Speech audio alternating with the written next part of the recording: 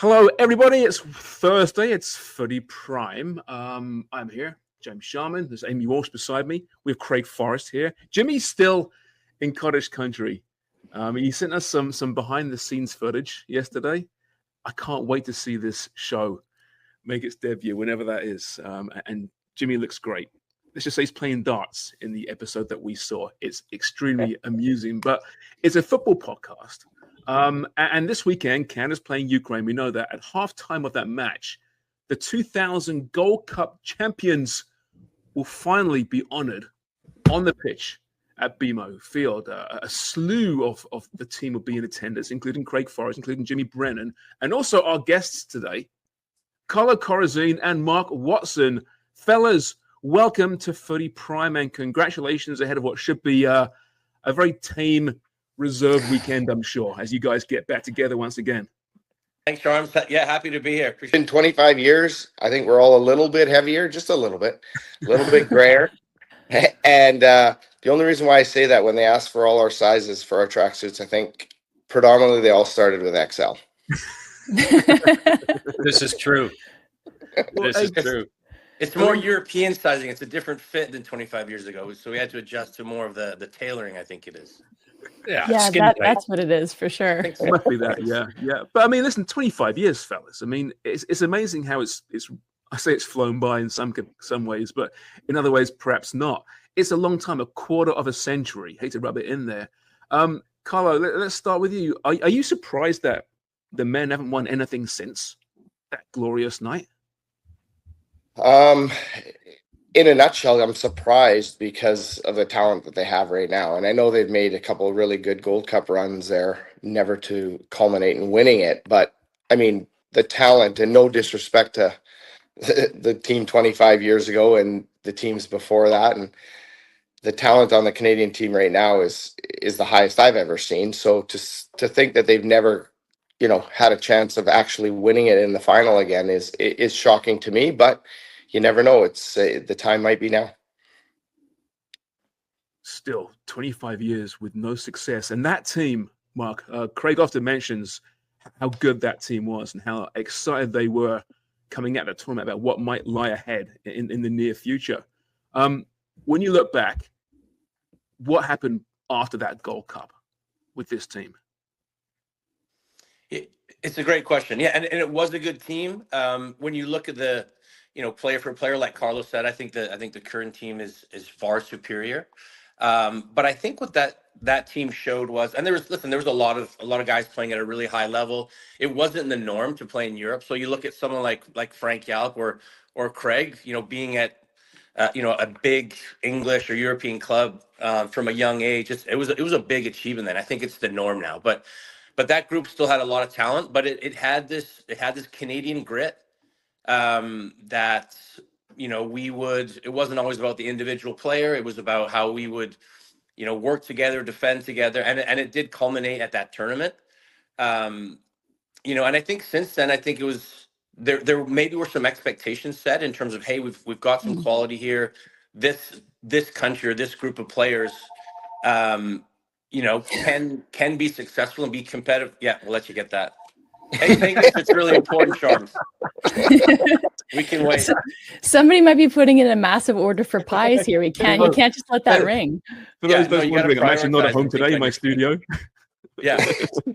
Sorry. Continue. And I think so I think there was some expectations. So I think the year 10 or 15 years kind of following that, maybe expectations were a little higher, but we internally in Canada probably didn't have the player development system, and we weren't built to develop players. We always look at hockey in Canada in terms of how do you develop a professional athlete. Well, I think they've got a way of doing it, and we were just so far behind. I think since then there's been so much put into, primarily by the MLS clubs, in terms of player development. There's academies. I mean, the 14-year-old kid now really has everything. They've got sports science, they've got nutrition, they travel, they're organized, it's video analysts. And I think we're seeing a byproduct of that. So there was a void, but I think that void was, us kind of getting our what together and trying to do this the right way. So I think we are, we're seeing the benefits of that, and we're also seeing the players go to the next level. And you look at the men's team now, and we're coming off qualifying for World Cup, which was a huge hurdle. But we have really, really top level players. They're athletic, they're technically strong, and they're playing at big clubs in Europe. So I think, a lot of it was in peaks and valleys, but laying the groundwork for where the game is and where this team is now. And like I said, this is some real top high level players we're talking about. Mm-hmm. If you remember right, guys, too, we were ranked last in that tournament, I think, going into that Gold Cup. Yeah, we were. I think in the program they said they'll be lucky to get through the round robin, didn't they? Yeah. Well, you were lucky. Yeah, we were. It was a coin flip. Well, Yeah. no. We had to get ourselves to the coin flip. Remember, that's not easy. But and ironically, didn't we let the one German guy take the coin flip because we thought if a Canadian takes it, we probably won't win the coin flip. Oh, great. Yeah, that Brimming video is with amazing. confidence. Yeah, that video. Where were you guys, Carlo, when that coin flip happened? It's between you and South Korea. For those wondering, of the tournament start, 2 draws, so it's you and South Korea. Where was the team gathered? We were gathered under a pop-up tent, I think, at the one end of the stadium, and it was downpouring like you'd never seen before. And we were all huddled, and Holger went up to the front at that time with his name skips my mind now, the guy from the U.S. that was vice president, and they did a coin toss, and the team was standing at the back, and all of a sudden Holger looks down and he just looks at us and gave the thumbs up and said, "We won in Holger fashion, no celebration, just." Remember, they wanted to do that coin toss. They were talking about doing it privately. Yeah. Mm-hmm. We know how that would have gone. I don't think people realize that Concacaf and FIFA was a different place back then, too. I mean, outside of Mexico and the United States, nobody's won this thing except for Canada. And at that time, when you're up against Jack Warner and all his cronies, to go on to win it was nothing short of a miracle. Yeah, and Sharms, when you talk about that team and Waddy touched on it, I truly believe every single one of those 22 guys, and then including the staff, we all fell into line, and it just happened to align. Like, everybody knew their job. With Holger, there was no discussion on what you needed to do and how to do it, and everybody just bought in at the right time. So everybody, whether you were a bit part, a big part, a little bit apart, a sub that would come in, everybody knew exactly what they were going to do and when they had to do it, and it all just fell into place. Hearing Forrest talk about the fact, like, if that coin toss had taken place behind closed doors, like, Canada maybe wouldn't have gone through. And hearing Jesse Marsh now talk about the perception of this Canadian men's national team, golden generation of talent, we're in a different place, perhaps, I think, with both programs than we were back when I was playing, around the time that you guys won the Gold Cup, and certainly when you guys toiled for your national teams.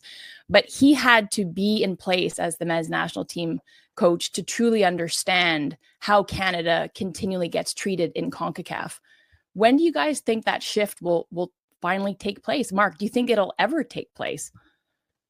It's a great question, and I'm not sure. I think the origin of it all is they would rather have Mexico and the U.S. in these big finals at the LA Coliseum. That's a better draw. That's a better TV draw. That's a better, you get a sold out crowd. So I don't know if that'll ever change. I don't know if Canada will ever get to the point where, we're so significant from a financial perspective that may, force things to lean a little bit our way. So I don't know, but there's always been suggestions, and Jesse got a full dose of it. And the on-field call was ridiculous, and it just kind of goes down that path. So it was like some old memories coming back. We're like, yeah, we've been through that before.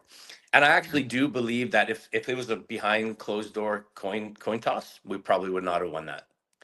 Which it's speculative, but I think we just been around CONCACAF for so long that would have been the expectation. Mm-hmm. But it was Holger, right, that insisted that he do it. He'd be present, at least witness it. Tell us about Holger a bit, Craig. He was a typical German, right? Good interview, actually. Always a good interview from my standpoint. But was behind closed doors, was that the Holger that the world saw in front of the camera? Like, very stoic, very serious, a little bit gruff? Yeah, pretty much. That was what you saw on camera. Yeah, Pretty much what that he was exactly it. Yeah, yeah. He held nothing back. I think we were going out for the final too, and I think he got into a bit of a argument with Les Wilson, our manager, prior to, and they were like screaming at each other prior to us going out. We're just like, well, this is about typical for our squad and our manager. But he sure stood up for us, though, and he didn't take any bullshit. And I think that was what we needed as a national team, is somebody heading that up, because if it wasn't for him, they probably would have had that coin toss in private. No, they would have just taken it with a double-headed coin, 2 heads, and you guys get tails. Yeah, exactly. I mean, he was right there for the coin. Like, he was right in the mixer, like just pushing people and making sure that, it was going fairly. And yeah. But was he, if I can, sorry, Sharms, if I can tell a quick story about Holger. I remember we went for our first training camp, and he took us back to Germany. And this group kind of liked to go out and have a few drinks, and so we had trained twice a day and stuff. No, and I've never heard that before, Carlo. Oh, Never. just occasionally. So we went up, had showers, and we came down to the lobby. And as we walk into the lobby, there's Holger sitting on a chair with his crossed legs, and looked at us and says, "So where are you guys going?" I says, "Oh, well, just gonna go out for a beer and stuff." He says, "No problem. Let's go to the top floor. I'll buy you as many beers as you want. We'll sit in there and drink beer all night if you want."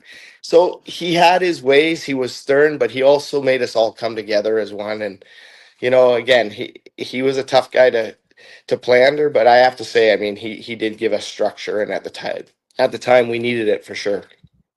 Was he the pay type for the beers? Sorry, Doug. Sorry. No, you go ahead. Did he pay for the beers, or did he expect you guys to? No.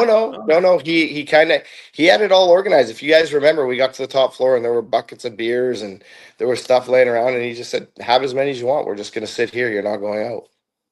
For some reason, he didn't trust us. Yeah. Was he the type, like Forrest, you're talking about, like he's the type of manager you needed in that type of tournament, to kind of, assert yourselves in especially in that situation with the coin toss? But was he a motivating type? Would he galvanize the group with like a rallying cry or a stirring speech, or was that coming more from within, from one of your own teammates? Yeah, not really. I mean, other than the fact that you tell us not to fuck things up, but no, it wasn't really a rallying cry, I don't think, fellas. I didn't see him as that. No, I think his whole thing was based on like just preparation and professionalism and stay organized and discipline, and there was no inspirational stuff. It was don't screw it up and just follow the plan because I'm brilliant and I've basically given you the plan, just do what I tell you, kind of thing. So don't screw it up. That could be motivating in its own kind of dysfunctional way. Yeah, motivating with fear, right? Is the kind of an old school way. Yeah, don't let me down. Yeah. And what if you and Craig, if you guys remember, leading up to that, when we had some exhibition games, it literally was that. Like, if you did not follow the game plan, you were yanked off and told you were a youth player and you sat on the bench. Mm-hmm. Remember? Like, he was very simple. This is the plan. This is what we do. And you have to execute. And we spent, if you guys remember when he first took over, we spent hours doing just basic movement, shadow play, possession. And it was almost to the point where you knew, like, on game day, he didn't have to say anything. You had to go do this. Right. So there's respect level for sure, but did you guys enjoy playing under him, Mark? Was he one of those coaches that you look forward to going to training, to the ground, or was it a bit of a battle?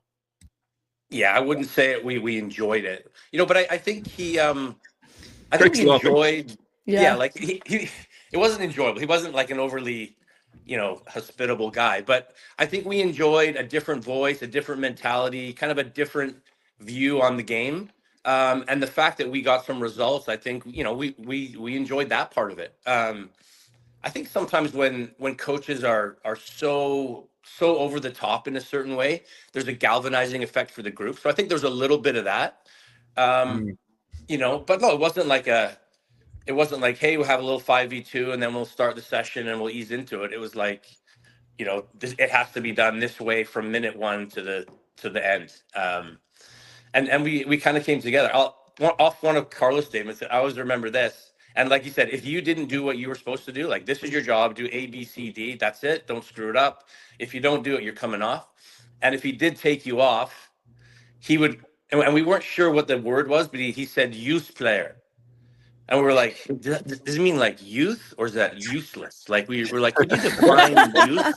Because there's a little bit of an accent. We thought it was quite funny. Like, you can mean both, that's fine, but is it useless or youth? We're trying to figure out exactly what you're saying. You know, just wanted to be clear on that so we know we are moving forward. So it was interesting. I think he was different and different mentality, and then it was probably the right environment at the time. I think we were shocked a little bit, and whatever went on, there was a galvanizing effect where we stuck together, and like Carlos said, the plan was really clear. Yeah, his expectations were bang on. You knew what they were. It didn't matter whether you're at a restaurant or on the pitch. And if somebody in the restaurant wasn't doing their job properly, he was going to let them know. That was usually Jimmy. Well, yeah. He didn't like people that laughed a lot. Mark Burcham was on the end of that a few times. Yeah. There's some culture clash. I remember with him, and he wasn't the only manager, but the best thing that you could ever have, like this meant you were doing a great job, is when they said nothing to you. So you're just like, knowing that you're trying to avoid like any contact. You're like, going around the outside and no face to face. In the locker room, your head's down, because if he said nothing to you, that was a pretty good sign that you haven't screwed up.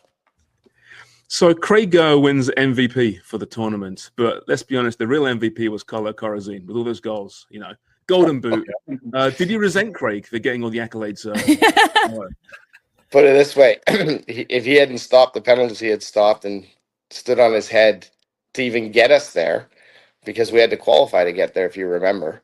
The whole thing, I mean, Craig by far and away was the biggest linchpin. But again, like I say, for us, I mean, we had guys on the all-star team. We had Craig. I got the golden boot. It just kind of all came together, and they had to pick one guy. And hand on heart, Sharms, I'm not saying it because he's there, and I'm going to be spending a couple nights there with him. But the right guy got the right award. But you need somebody to put the ball in the net. I will say that. That's why goalkeepers just generally don't win MVPs in international tournaments, because you're going to have somebody that pots the goals, and we needed that. And Carlo came up with incredibly timely goals, especially against Mexico, the late one to tie it up to take it to golden goal.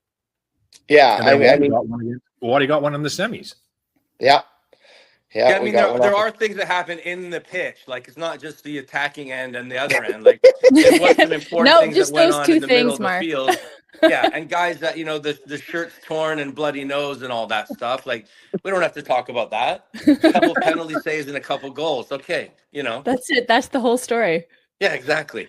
Well, listen, it was. I'll just kind of wrap it up. It was, the team played really well, but when you win things, you need big players to step up in big times. And we've got the two guys on the panel right now. Carlo was incredible, scored a ton of goals, and you need it. And Craig was incredible, like penalty saves and just like, I mean, listen, he's 6'5", so like with his arms stretched out, there's not a lot of space in the corners. So I wouldn't say it was that difficult for him, but he did make some big saves. So no, it was Carlo. When I had the penalty in the semifinal against Trinidad and Tobago.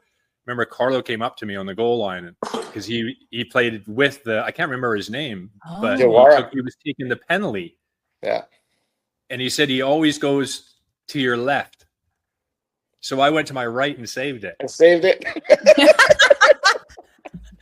see, the right guy got the MVP. The right guy got the MVP. Yeah. Well, that's a head games about the whole thing, because if that was the case, he normally goes to the keeper's left. Now he knows that he's telling me that. So, now I'm thinking, well, hold on a minute. One of those the moments, though, one of the iconic moments in Canadian soccer history was that match against Mexico in the quarterfinals, and the Richard Hastings goal and Jerry Dobson's call. It was unbelievable, right? It really was just a special moment. Was that the moment when you guys thought, man, we could actually win this thing? You've beaten your rivals, Mexico, big crowd, big moment late in the game. I mean, was that when it all kind of came together? From my perspective, I don't I can honestly say I don't think we thought, oh, we can go on and win it now. I thought we just thought, thank God we finally beat Mexico. Oh. and everything aligned to the point that the golden goal was only ever on that one tournament. And guys, the three of us, if we're honest, if we had to play another half hour against Mexico, I'm not sure we would have hung on to win that game. So it all just aligned. The golden goal, getting the opportunity, the break, Hastings busting his what to get there. And yeah, it was just, it all, again, as we talked about this whole tournament and how Holger came to us at the right time, and the guys, even during the tournament. I mean, I remember the tying goal against Costa Rica off the long throw, and I try something out of the blue and I get an overhead kick and it goes in off the post. Like, just all the little things along the way. But I can't say that after we beat Mexico, I truly thought, oh, we can still go on and win this thing. I thought, okay, well, we finally beat Mexico. Can you back that up a bit? Because I don't remember that goal. So you trying something new, like walk us through your process and what you did in order to execute and score.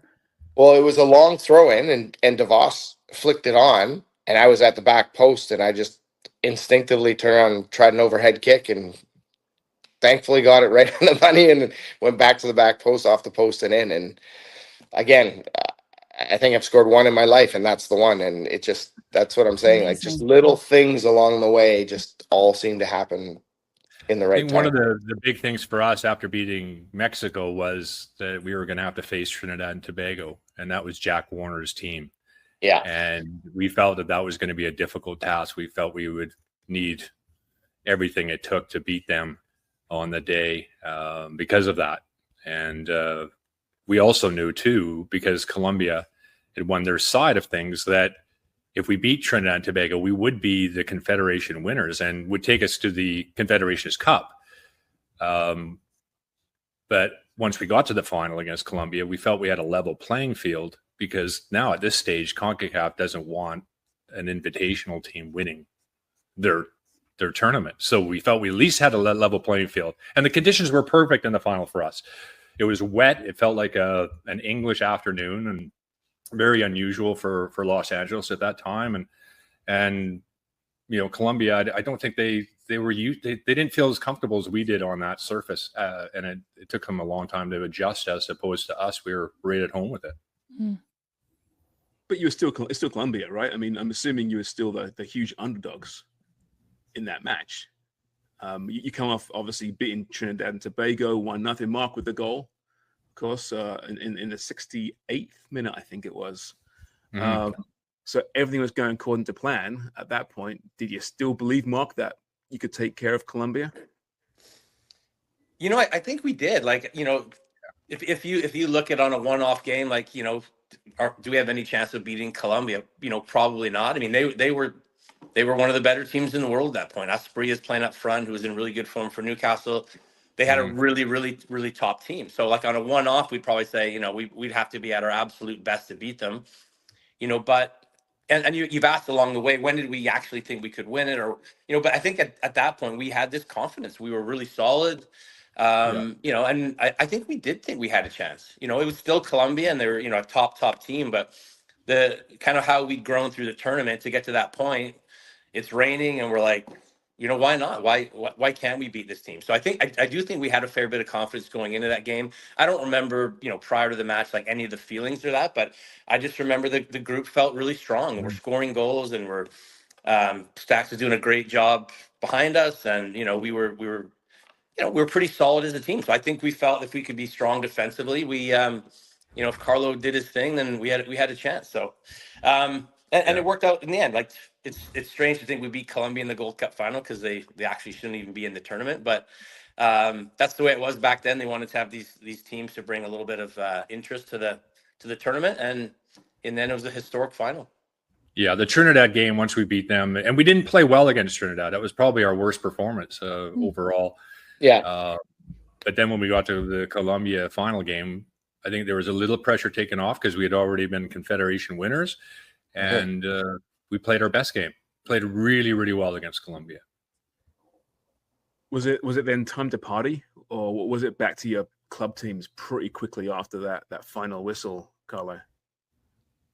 I remember we went out that night, but we were all on planes the next morning. Like the next morning, I was on a plane from LA to New York to London, like that fast. And I mean, I always talk about back then we had the paper tickets, and I remember us having, do you remember having to give our tickets back to Les, and he'd cross it out and it would be another date, and then it would be crossed out. Oh, we made it further, another date. I think at the end we went to the airport and they're looking at this piece of paper and we're like, no, seriously, we're on this flight. And they figured it out, but we were we were out of there real fast. And going back to this 25-year, and I know these two other guys on the panel with us here, we spoke, and unfortunately we're not going to have everybody there, and because of the late development of this thing. And I've been a big advocate saying that this team, and regardless of the fact that it's us three talking about it right now, this team, the whole squad, has never been celebrated how it should have been. And it leaves a little bit of a taste in your mouth to think, okay, we're the only team in Canadian history. Yes, we've qualified. Yes, we've gotten to finals, but no one's ever won for the men's side. And this is the only team. And it's like, when are they ever going to do something that's going to actually bring the whole squad together? And hopefully they do it quite soon, because, we're getting on in age and health. Don't say it, Carlo. Come on now. You're not that old. And well, I'm telling you, man, it's funny. Things start breaking down, and they break down fast. And when I'm waiting for an ankle replacement and a knee replacement. That's pretty bad at 53. But on the same leg? No, because of the bad at left ankle, the right knee is not good. Man. So anyway, it's about time that we're getting celebrated. But it would have been awesome if we could truly plan it out 6 months and go, okay, no, it is going to be this, and every single guy got there, because every single guy deserves the notoriety. Nothing better than doing it in front of 80% Ukrainian fans. God, so cynical. But it's right. Carlo, it's what you're saying. Ukrainian Sorry, fans, Mark. I'm sure they were probably watching that Gold Cup final. So I think they're probably very excited to be able to celebrate with us. Yeah, I was going to say, Ukraine. were you aware of the tens of thousands of Canadians taking to the streets during that tournament and watching the massive watch parties and the big screens put up, the big squares around the country? Were you aware of that, or no? I'm not gonna. I don't want to turn this into a political debate, but no, I wasn't aware. No, but I was going to say to what you were saying, Carlo, is that every single member of that squad deserves to be recognized 100%. That's first and foremost. But the current iteration of the men's national team and the fans of this men's national team and the programs in general deserve to know about you guys and where this program's been and how you guys achieved that against all odds. Like, that gives context to what's happening now. And that is a massive miss in my mind by Canada Soccer, that they've not done anything before now. So fucking fix it. Like, you got you guys together, but then make it a constant thing. Make more alumni present at more home matches. Have more home matches, and then have a presence of people who've been there and have won the thing before. I think that's changing, Amy. I really do. The whole federation is in a better place, and I think the alumni does play a role, and it will play a role in the future. There was talk about the alumni association being formed. Has that gone any further, Craig? Do you know? Pardon me? The alumni association has been talk about that being formed and encouraged. Is that got any further? Do you know? It sounds like it. It sounds like it. There's some people working behind the scenes on that. John Fitzgerald's one of them, and there's and the association has a role to play, and they feel that they're in a place where they can improve on that. It's a good idea to do it. Alumni can do, associations and things like this can do a lot of good things as well. I know the Vancouver Canucks have a very good alumni association in Vancouver, and they do a lot of good things outside of just getting guys together to celebrate themselves. There's charity events and different things that you can all agree on to put some money into and make things better for other people. You watch any football match around the world, club or international or otherwise, and you always have that element of former players, former personalities present there, whether it's in the stands, whether it's in the VIP boxes, whatever it is, that they're a big part of that. And we really have to, at club level as well, not just international level, we have to work on that in this country, because you just don't have it at the moment. And we were seeing it at Toronto FC. We've been clamoring for that for a long time. Right. Vancouver does a slightly better job, I think, but not much better job. Not sure about Montreal Dubs. But yeah, it's not difficult. You guys are quite likable, amazingly. Surprisingly. Yeah, it is. Sell you guys. Anyway, listen, regardless of how many Canadian fans will be there tomorrow, we'll be there. Footy Prime in full color, and we look forward to it. And you guys are being honored finally, and I'm very happy to see that. And we'll be cheering. We'll be the guys cheering, and from the press box probably, but still, we'll be cheering. I promise you. So have a great weekend, fellas, and hope to see you maybe for a couple of pints at some point along the way. Mm-hmm. Absolutely, thanks, guys. And Sounds like I good. say, hopefully this little bit here with Amy speaking out and you, Charm, speaking out, not just us alumni. Hopefully somebody will hear it and do something that they should do. 100%. Thanks, fellas. Thanks, guys. Appreciate it. Take care. Let's go. Footy, footy. It's time to